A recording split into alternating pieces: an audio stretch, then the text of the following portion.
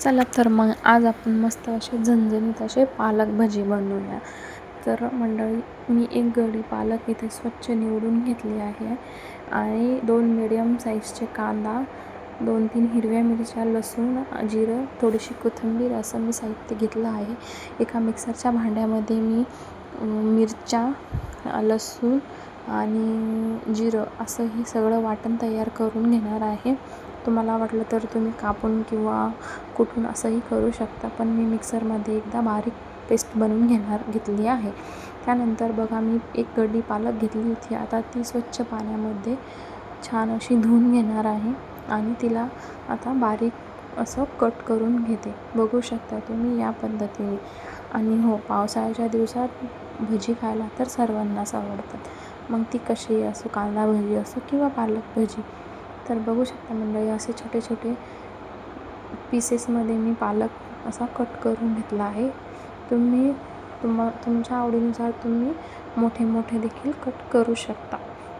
आपल्याला ज्या पद्धतीने आवडते आपण तसंही कट करू शकतो. तर चला, असं मी सगळे पालक आता कट करून घेतले आहे. एका पातेल्यामध्ये मी तो बेसन पीठ घेत आहे. तुम्ही घरचंही बेसन पीठ वापरू शकता, पण मी दुकानातलं सम्राट आटा इथे वापरत आहे. त्याने खूप टेस्टी भजी असे होतात.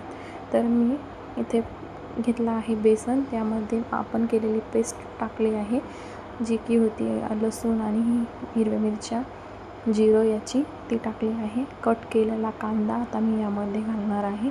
तुम्ही बघू शकता, मी आता यामध्ये थोडा कांदा टाकला आहे, कोथिंबीर टाकत आहे आणि असं एक एक करून आपण सगळं. आता मी यामध्ये थोडा ओवा देखील ॲड केला आहे. थोडा ओवा आणि थोडी तीळ असेल तुमच्याकडे तर टाकू शकता, नसेल तर काही प्रॉब्लेम नाही आहे.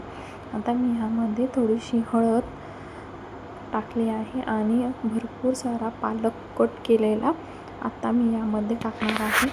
आणि मीठ चवीनुसार आपण यामध्ये मीठ देखील ॲड करू शकतो. आणि बघू शकता तुम्ही, मी यामध्ये सगळा पालक ॲड केला आहे आणि याच्यामध्ये खाण्याचा सोडा टाकला आहे. तुम्हाला नसेल आवडत तर तुम्ही नाही टाकू शकता. आणि मग आता थोडं थोडं पाणी टाकून मी याला आता मस्त एकजीव असं मिक्स करून घेणार आहे. तुम्ही करून बघा, असं मस्त होतात अशा पद्धतीने. चला तर मग आता तळण्यासाठी मी एक गॅस चालू करून एक कढाईमध्ये तेल यामध्ये टाकलं आहे गरम होण्यासाठी. भरपूर असं तेल टाकायचं, जेणेकरून आपले भजे व्यवस्थित असे फ्राय होईल.